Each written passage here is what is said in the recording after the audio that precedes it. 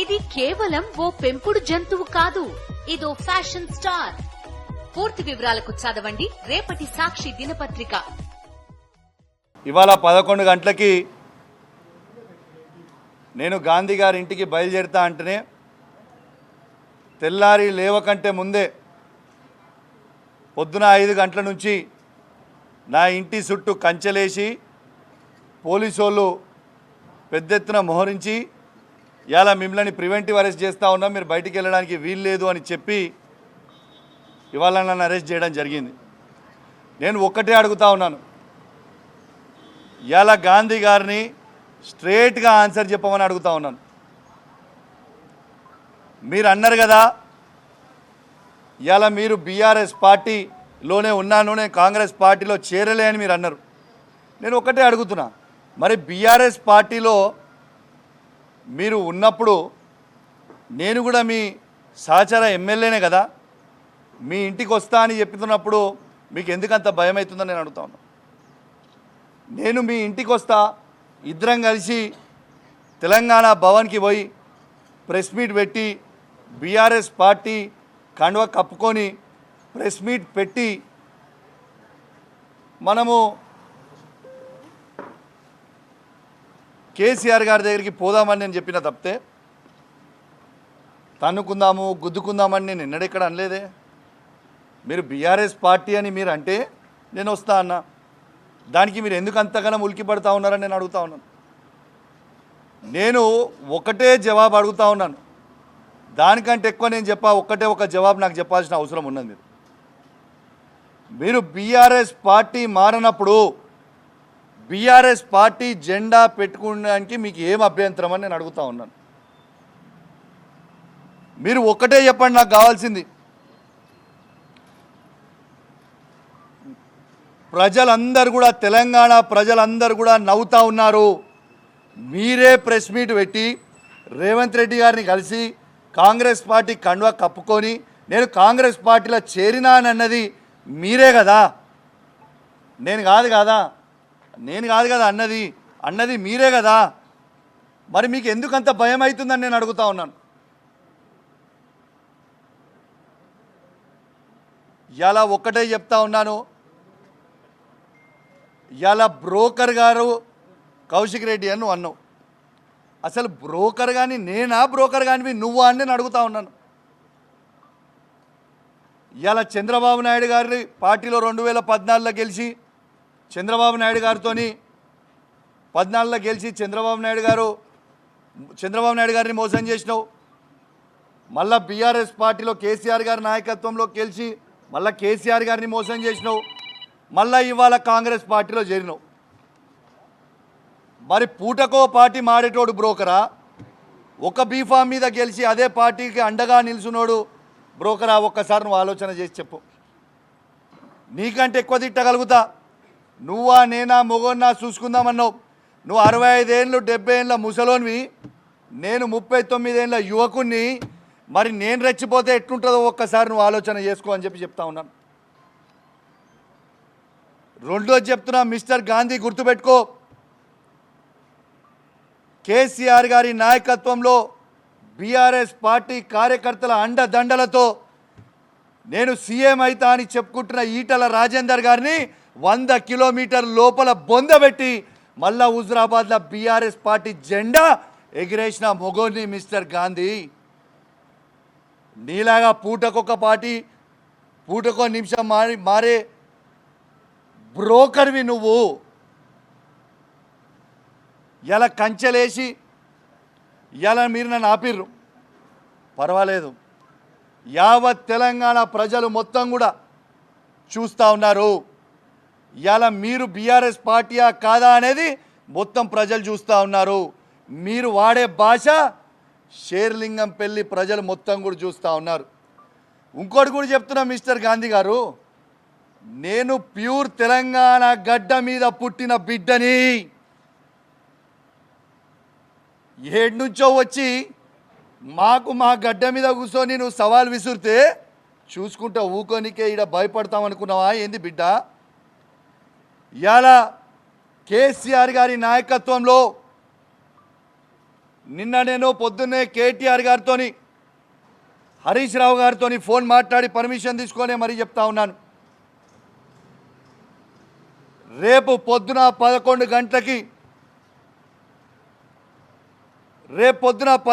గంటలకి మా మేడ్చల్ జిల్లా పార్టీ ఆఫీస్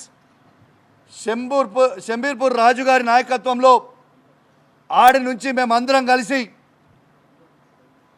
వేలాది మంది కార్యకర్తలు అందరం కూడా మన బీఆర్ఎస్ పార్టీ ఎమ్మెల్యే గాంధీ గారి ఇంటికి పోదామని చెప్పి సందర్భంగా తెలియజేస్తా ఉన్నాను. రేపు దయచేసి కోరుతా ఉన్నాను, బీఆర్ఎస్ పార్టీ ప్రతి కార్యకర్త, జీహెచ్ఎంసీలో ఉన్న ప్రతి కార్యకర్త, ఇలా ఉమ్మడి రంగారెడ్డి జిల్లాలో ఉన్న ప్రతి బీఆర్ఎస్ పార్టీ కార్యకర్త రేపు అందరం కలిసి 11 గంటలకి గాంధీ గారి ఇంట్లోకి ఖచ్చితంగా రేపు పోదాము. ఆడ బ్రేక్ఫాస్ట్ తిందాము, ఆడ లంచ్ తిందాము. గాంధీ గారు కండువ కప్పుకున్న తర్వాత గాంధీ గారిని తీసుకొని తెలంగాణ భవన్కి పోయి ప్రెస్ మీట్ పెట్టి అక్కడి నుంచి గాంధీ గారిని కేసీఆర్ గారి దగ్గరికి తీసుకొని పోదాం. స్వాగతం పలుకుదాం. దయచేసి కేసీఆర్ గారి మీద ఉన్న అభిమానం ఉన్న ప్రతి కార్యకర్త, కేటీఆర్ గారి మీద అభిమానం ఉన్న ప్రతి కార్యకర్త, హరీష్ రావు గారి మీద అభిమానం ఉన్న ప్రతి కార్యకర్త అందరం కూడా పెద్ద ఎత్తున రేపాడికి పోదామని చెప్పి సందర్భంగా తెలియజేస్తూ ఉన్నాను. రేపు 11 గంటలకి ఖచ్చితంగా 11 o'clockకి మేము రేపు షంబీర్పూర్ రాజు మన మేడ్చల్ పార్టీ ఆఫీస్ దగ్గర నుంచి స్టార్ట్ అవుతాం. ఆయన ఇల్లు అదే జిల్లా కిందికి వస్తుంది, ఆడికే పోదాం. ఆడి నుంచి అందరం కలిసి ఆ ఇంటికి పోయి స్వాగతం పలుకుదాం. మళ్ళీ ఏమంటాడు, బీఆర్ఎస్ పార్టీతోనే ఆయనకు పంచాయతీ కాదట, కౌశిక్ రెడ్డితోనే ఆయనకు పంచాయతీ అట. నీకు నాకేమైనా భూమి తగాదాలు ఉన్నాయా? నీకు నాకేమైనా అన్నదమ్ముల పంచాయతీలు ఉన్నాయా? ఎస్, నేను అడిగింది ఏంది, నువ్వు చెప్పే జవాబు ఏంటిది, నువ్వు మాట్లాడేది ఏంటిది? నిర్సిగ్గుగా నిర్లజ్జగా నువ్వు మాట్లాడే మాటలు యావత్ తెలంగాణ ప్రజలు మొత్తం కూడా వింటా ఉన్నారు. అసలు నువ్వు బీఆర్ఎస్ బీఫామ్ మీద గెలిచి కాంగ్రెస్ పార్టీలో చేరనీకే నీకు సిగ్గు అనిపిస్తలేదాయా? ఎట్లా ఈ కష్టకాలంలో పార్టీ వదిలిపెట్టి పోవాలనిపిస్తూ ఉంది? అంటే మీ వందలాది కోట్లకి అమ్ముడు పోడు, మీ భూ పంచాయతీ లేడని నియోజకవర్గంలో ఉంటే అవి పోయి సెటిల్ చేసుకోవడానికి కోసమో మీ స్వార్థం కోసం తప్పితే కేసీఆర్ గారు నీకేం తక్కువ చేసిండు, నీ నియోజకవర్గానికి ఏం తక్కువ చేసిండు? ఈ నియోజకవర్గాన్ని మొత్తం భారతదేశమే తిరిగి చూసే విధంగా అభివృద్ధి చేసిండు కదా కేసీఆర్ గారు. ఇలా ఖచ్చితంగా సరే, నువ్వు ఇంత పెద్ద పెద్ద మాటలు మాట్లాడుతున్నావు కదా, ప్రజాస్వామ్యంలో తన్నుకునుడు గుద్దుకునుడు పెద్ద ఇష్యూ కాదు. నిజంగా తన్నుకుందామంటే రా, నువ్వు ఒక్కనివిరా, నేను ఒక్కని వస్తా, ఇద్దరం తన్నుకుందాం, ఆడ తీసుకుందాం, ఎవరికి బలవంతులో చూసుకుందాం, అదేం ప్రాబ్లం ఏం లేదు. కానీ ప్రజాస్వామ్యంలో అది ఒప్పుకోరు కదా. నీకు దమ్ము ఉంటే, నువ్వు మొగోనివే అయితే, నీకు చీమురు నెత్తురు ఉంటేనే నీ ఎమ్మెల్యే పదవికి రాజీనామా చేసి మళ్ళీ బై ఎలక్షన్కి రా, వచ్చి గెలిచి చూపి నువ్వు దమ్ము నోనాలని అప్పుడు ఒప్పుకుంటాను. రిజైన్ చేయి, నీకు దమ్ముంటే నువ్వు రిజైన్ చేయి అంటున్నా నేను. నీకు దమ్ముంటే నువ్వు రిజైన్ చెయ్యి. Come will go for election, ఆడ చూసుకుందాం. అది నిజమైన ప్రజాస్వామ్యం కదా. నీ దమ్మేందో, మా కేసీఆర్ నాయకత్వంలో మా దమ్మేందో మేము చూపిస్తాం. You please resign. Straight answer. నువ్వేదో తిట్టి డైవర్ట్ చేసి టాపిక్ ఏదో చేద్దామన్నా నాకు ఐ వాంట్ స్ట్రేట్ ఆన్సర్. నువ్వు బీఆర్ఎస్ పార్టీ ఎమ్మెల్యే అయితే మీరు రాండి, స్ట్రేట్గా టీఆర్ఎస్ భవన్కి పోదాము, తెలంగాణ భవన్కి పోదాము, ప్రెస్ మీట్ పెడదాము, అక్కడి నుంచి కేసీఆర్ గారి దగ్గరికి పోదాము. లేదు అంటే నువ్వు కాంగ్రెస్ పోయినావు నువ్వు అనుకుంటే చక్కగా రిజైన్ చేయి, ఎలక్షన్కి పోదాం, నీ దమ్మేందో మా దమ్మేందో చూసుకుందాం. రేపు మాత్రం ఖచ్చితంగా ఇవాళ పోలీస్ నిర్బంధంలో నన్ను ఆపినో, నన్నే కాదు మీడియా వాళ్ళని కూడా లోపల రానియలే, చాలాసేపు మీడియా వాళ్ళని కూడా లోపల రానియలే మీరు. ఇవాళ ఖచ్చితంగా రేపు 11 గంటలకి మేము ఆడ నుంచి బయలుదేరుతాం. ఖచ్చితంగా మీకు చెప్తా ఉన్నాం, గాంధీ గారి ఇంటికి పోతాం. గొడవకు కాదు మేము పోయేది. ఆయన మా బీఆర్ఎస్ పార్టీ ఎమ్మెల్యే అంటుండు కాబట్టి మా షేర్లింగంపల్లి కాన్స్టిట్యున్సీలో ఉన్న బీఆర్ఎస్ కార్యకర్తలు, మా ఉమ్మడి రంగారెడ్డి జిల్లాలో ఉన్న బీఆర్ఎస్ కార్యకర్తలు, జిహెచ్ఎంసీలో ఉన్న బీఆర్ఎస్ కార్యకర్తలు అందరం కూడా ఆడ మీటింగ్ పెట్టుకోవడానికి పోతున్నాం. ఆయనకు స్వాగతం పలికి తెలంగాణ భవన్కి తీసుకొచ్చి మళ్ళా కేసీఆర్ గారి దగ్గరికి తీసుకుపోతామని చెప్పి సందర్భంగా తెలియజేస్తా ఉన్నాను. నువ్వు మాట్లాడిన మాటలకి నేను నీకంటే రెట్టింపు మాట్లాడగలుగుతా, కానీ నీ విజ్ఞతకే ఇచ్చిపెట్టిన నీ యావత్ శేర్లింగంపల్లి ప్రజలందరూ కూడా చూసిర్రు. మైనంపల్లి హనుమంతరావు కూడా అల్వాల్లో మీటింగ్ పెట్టినప్పుడు ఇదే విధంగా కేటీఆర్ గారిని నోటికి వచ్చినట్టు దూషించిండు. 50,000 మెజారిటీతో ఓడిపోయిండు. నెక్స్ట్ నీది కూడా గదే గతి పడుతుందని చెప్పి సందర్భంగా తెలియజేస్తూ సెలవు తీసుకుంటా ఉన్నాను. జై తెలంగాణ, జై కేసీఆర్.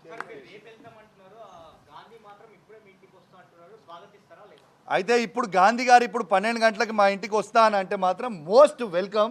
రాగానే బీఆర్ఎస్ పార్టీ కండువ కప్పి లోపలికి తీసుకెళ్తాం, ఇద్దరం కలిసి భోజనం చేసుకుంటాం. భోజనం చేసి ఇక్కడి నుంచి మనము స్ట్రేట్గా తెలంగాణ భవన్కి పోదాం. తెలంగాణ భవన్లో ప్రెస్ మీట్ పెట్టి అక్కడి నుంచి స్ట్రేట్గా కేసీఆర్ గారి దగ్గరికి పోదాం. స్వాగతిస్తున్నాం, వెల్కమ్. నేను గాంధీని ఒక్కరినే కాదు బాబు, నిన్న చూసినో లేదో, నువ్వు ఇంతకుముందు చూసినో లేదో, గాంధీ గారు ఒక్కరే కాదు, దానం నాగేంద్ర గారి గురించి మాట్లాడినా, కడియం శ్రీహరి గారి గురించి మాట్లాడినా, గాంధీ గారి గురించి మాట్లాడినా, మన కృష్ణమోహన్ రెడ్డి గారి గురించి మాట్లాడినా, వెంకట్రావు గారి గురించి మాట్లాడినా, ఎవ్రీబడి పోయిన 10 ఎమ్మెల్యేలకు కూడా జవాబు చెప్తా ఉన్నాను. ఓకే, గాంధీ గారిని టార్గెట్ చేయడం అని కాదు, గాంధీ గారు అన్నారు. 10 ఎమ్మెల్యేలల్లా గాంధీ గారు అన్నారు. ఏమని అన్నారు గాంధీ గారు? ఆయన ఏమని అన్నారు? నేను కాంగ్రెస్ పార్టీలో చేరలేదు, నేను బీఆర్ఎస్ పార్టీ ఎమ్మెల్యేనే అని గాంధీ గారే అన్నారు కదా, నేను అనలే కదా. మా ఎమ్మెల్యే ఇంటికి నేను పోతా అన్న, తప్పేంటిది? This is nothing wrong.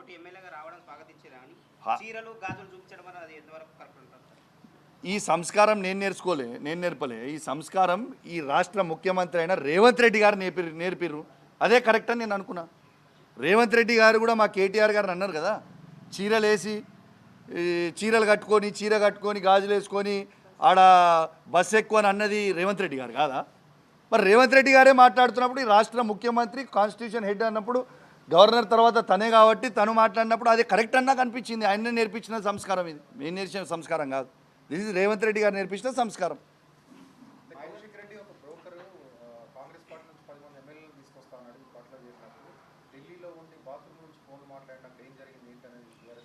అసలు ఎంత పాగలగాడంటే గాంధీ, అసలు ఆయన 3 సార్లు ఎమ్మెల్యే ఎట్లా గెలిచిండో, ఈ షేర్లింగంపల్లి ప్రజలు ఆయనకి ఎట్లా ఓట్లు వేసిరో నాకు అర్థమవుతలేదు. ఎందుకంటే అసలు నేను టీఆర్ఎస్ పార్టీలో చేరిన నాడు గాంధీ గారికి తెలియంది ఏంటంటే కాంగ్రెస్ పార్టీలో ఉన్నదే 5 ఎమ్మెల్యేలు. నేను 10 మంది ఎమ్మెల్యేలను ఎట్లా తీసుకొని వస్తా? కాంగ్రెస్ పార్టీలో ఉన్నదే 5 ఎమ్మెల్యేలు కదా అన్నాడు. నేను 10 మంది ఎమ్మెల్యేలను ఎట్లా తీసుకొని వస్తా? నంబర్ 1, ఆయనకి హిస్టరీ తెలియదు కావచ్చు. పోయి నీ రేవంత్ రెడ్డిని అడుగు, కౌశిక్ రెడ్డి రేవంత్ రెడ్డికి ఏం సాయం చేసిండు అనేది నీ రేవంత్ రెడ్డిని అడుగు, చెప్తాడు. నీ రేవంత్ రెడ్డి పీసీసీ ప్రెసిడెంట్ ఎట్లయిండో నీ రేవంత్ రెడ్డిని అడుగు, ఒక్కసారి చెప్తాడు. నీకు తెలియదు, ఎందుకంటే నువ్వు ఇక్కడోని కాదు కదా, ఎక్కడి నుంచో వచ్చినోని కదా. సో నీకు తెలంగాణ చరిత్ర ఎక్కువ తెలియదు, కాంగ్రెస్ పార్టీ చరిత్ర నీకు అసలే తెలియదు. ఒక్కసారి నీ రేవంత్ రెడ్డిని పోయి ఒక్కసారి నువ్వు అడుగు, కౌశిక్ రెడ్డి నీకు ఏం సాయం చేసిండు పీసీసీ ప్రెసిడెంట్ కావడానికి అనేది రేవంత్ రెడ్డిని అడుగు. నేను కాంగ్రెస్ పార్టీకి మోసం చేయలేదు. ఆనాడు రేవంత్ రెడ్డి గారు ఈటల రాజేందర్ గారికి 25 కోట్ల రూపాయలకి అమ్ముడుపోయింది. ఆ రోజు ఆయననే బాజాబ్తు ఏబిఎన్ ఛానల్లో ఇంటర్వ్యూ ఇచ్చి కాంగ్రెస్ పార్టీ అధ్యక్షుడు వండుకుంటూ, మీరు రికార్డ్స్ తీయండి, కాంగ్రెస్ పార్టీ అధ్యక్షుడు వండుకుంటూ ఏబిఎన్ ఇంటర్వ్యూలో బీజేపీ క్యాండిడేట్ అయిన ఈటల రాజేందర్ గెలుస్తాడని ఆ రోజు రేవంత్ రెడ్డి గారు చెప్పిర్రు. రేవంత్ రెడ్డి గారు అమ్ముడు వేయండి తప్పితే నేను అమ్ముడు పోలేదు. నువ్వు రేవంత్ రెడ్డి గారు మోసం చేసిర్రు. రెండోది, ఇలా బీఆర్ఎస్ పార్టీ బీఫామ్ మీద గెలిచి పార్టీకి అండగున్న కౌశిక్ రెడ్డి గొప్పోడా, బీఆర్ఎస్ పార్టీ బీఫామ్ మీద గెలిచి పార్టీలు మారిన గాంధీ గొప్పోడా? ఒక్కసారి ఆలోచన చేయండి. ఇలా బ్రోకర్ ఎవరు? ప్రజలు నిర్ణయించుకుంటారు బ్రోకర్ ఎవరని. This is clear.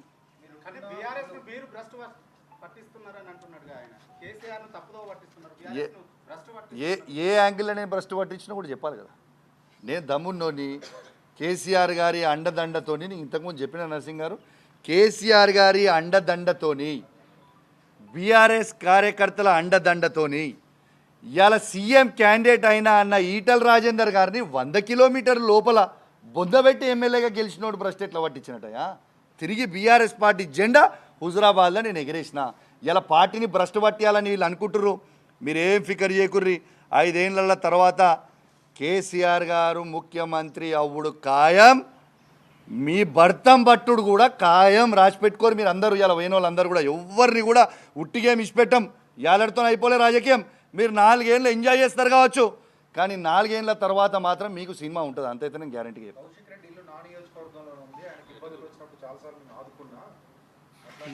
ఏమి ఇబ్బంది వచ్చింది నాకు ఇక్కడ? నా నియోజకవర్గం నేను బాగా చెప్తున్నా. విల్లా కొనుక్కున్నా, ఈడున్న ఆయనే ఆదుకున్నాడు.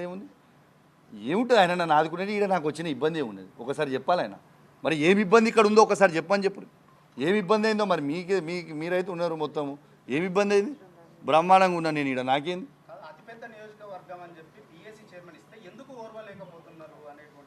నర్సింగ్ గారు నేను ఒక్కటే చెప్తున్నా, పిఎస్సి చైర్మన్ ఆయన ఏ పార్టీ నుంచి అయ్యిండు? ఆయన ఏ పార్టీ? నంబర్ 1. నంబర్ 2, ఇవాళ మా ఎల్పీ లీడర్ అయిన మా ఎల్పీ మీటింగ్లో కేసీఆర్ గారి నాయకత్వంలో మేము పిఎస్సి చైర్మన్గా హరీష్ రావు గారిని యునానిమస్గా మేము బీఆర్ఎస్ పార్టీలో నిర్ణయం తీసుకొని తనతో నామినేషన్ వేయించినాం. హరీష్ రావు గారు, ప్రశాంత్ రెడ్డి గారు, గంగుల కమలాకర్ గారు ముగ్గురు వేయించినాం. ఇలా హరీష్ రావు నామినేషన్ ఏమైంది? ఎట్లా ఎగిరిపోయింది? గాంధీ గారిని నామినేషన్ వేసుకొని చైర్మన్ ఎట్లా చేసిర్రు? మరి 13 ఉంటాయి, 14వ నామినేషన్ ఇది ఎట్లా వేసిర్రు? సాటుకేసిర్రా? మరి హరీష్ రావు గారు నామినేషన్ ఏమైంది? ఒక్క నామినేషన్ ఎక్కువ పడ్డా ఎలక్షన్ కావాల్సిన అవసరం ఉంటుంది. మరి ఏం చేస్తుండ్రు? ప్రజాస్వామ్యం ఉంచుతురా, కూని చేస్తురా? మొన్న మా వాళ్ళు చెప్పినట్టు కూడా, సరే ఈ పిఎస్సి చైర్మన్ నువ్వు బీఆర్ఎస్ పార్టీ నుంచి అంటున్నావు కదా, అరే నువ్వు రా భయ్, నేను వద్దంటలేను. నువ్వు బీఆర్ఎస్ పార్టీ అంటున్నావు కదా, నువ్వు రా. We will go to Telangana Bhavan. You come. మనం ఆడ ప్రెస్ మీట్ పెట్టుకుందాం, కండువ కప్పుకుందాం, మన పార్టీ కండువ కప్పుకొని ప్రెస్ మీట్ పెట్టుకుందాం. అట్లనే నేను తీసుకుపోయి కేసీఆర్ దగ్గరికి తీసుకుపోదాం. దాంట్లో తప్పేముంది? I want to know. స్పష్టంగా చెప్తున్నాను, బీఆర్ఎస్ పార్టీ ఎమ్మెల్యేగానే పిఎస్సి చైర్మన్ అయ్యాను, కానీ అభివృద్ధి కోసం ముఖ్యమంత్రితో కలిసి పనిచేస్తున్నాను అనేటువంటి మాట. ఒక్క నిమిషము. సరే ఓకే, నువ్వు ఆయన అన్న వీడియోని నీకు చూపిస్తా లైవ్లో. మళ్ళీ ఒక్కసారి మీకు వీడియో చూపిస్తా తను అన్నది. ఒక్క నిమిషం.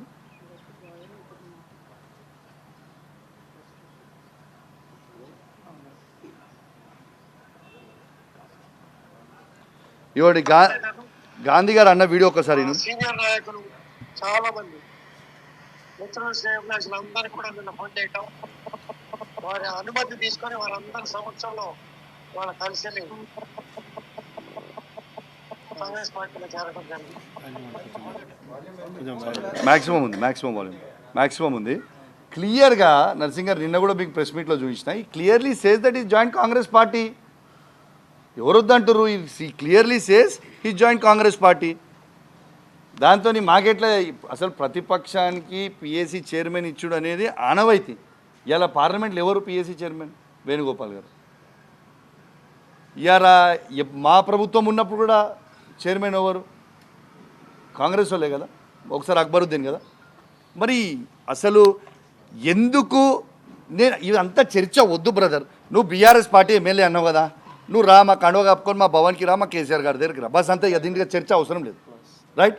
నువ్వు మా బీఆర్ఎస్ పార్టీ ఎమ్మెల్యే అన్నావు కదా, రేపు 11 గంటలకు మాత్రం 100% మా బీఆర్ఎస్ పార్టీ కార్యకర్తలు అందరం మీ దగ్గరకు వచ్చి నేను స్వాగతం పలికి గొడవకి రాసి వస్తలేము. మళ్ళీ కూడా చెప్తున్నా నీకు, గొడవకు వస్తలేము. ఇవాళ నువ్వు పోలీసు వాళ్ళని అడ్డం పెట్టి మమ్మల్ని నిర్బంధించినట్టు మళ్ళీ రేపు చేయకు. నువ్వు పోలీసు వాళ్ళని పెట్టుకోకు, మేము పోలీసు వాళ్ళని పెట్టుకోము, వస్తాము కలిసి. గొడవ ఏం లేదు కదా. నువ్వు మన పార్టీ ఎమ్మెల్యే కదా, కలిసి పోదాము, తెలంగాణ భవన్కి పోదాం, కేసీఆర్ గారి దగ్గరికి పోదాం. తప్పేముంది బయలా? రెడీ రమ్మంటున్నా నేను. గాంధీ గారిని రమ్మంటున్నా. రాగానే కండువ కప్తా. ఒక్క నిమిషం, దమ్ము తేల్చుకోనికే ఇక్కడ మనమేమి ఫైటింగ్ చేసుకోనికే లేం కదా. ఒక్క నిమిషం ఆగు. దమ్ము తేల్చుకోవడానికి ఏమి ఇక్కడ గుద్దుకుందామా ఇద్దరమే? అయినా నేను సింగిల్గా గుద్దుకుందామా, మందితో గుద్దుకుందామా? అరే సింగిల్గా రమ్మని భయ్, గుద్దుకుందాం కొట్టుకుందాం అంటే రమ్మను. సింగిల్ దగ్గర మందితో చేసుకుందాం అంటే చెప్పు. మందితో ఏ టైంకి ఎడికి వద్దామో చెప్పు, మందితో కొట్టుకుందాం. కానీ అది ప్రజాస్వామ్యం కాదు కదా. నువ్వు అడిగిన దానికి జవాబు చెప్పు.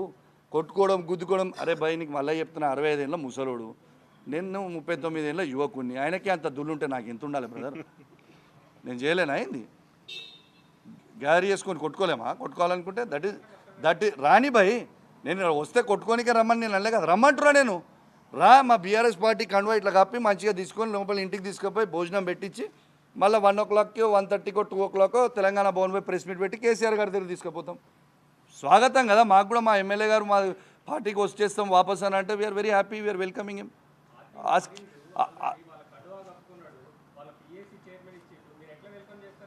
అరే ఆయన నేను మారలేను, ఆయనే చెప్తుండు కదా, నేను మారలే అని నేను చెప్తలేను, ఆయనే చెప్తుండు. వస్తా అంటే మేము వెల్కమ్ చేస్తాం, మాకేముంది. ఆయనే అంటుండు కదా నేను బీఆర్ఎస్ పార్టీ ఎమ్మెల్యే అని.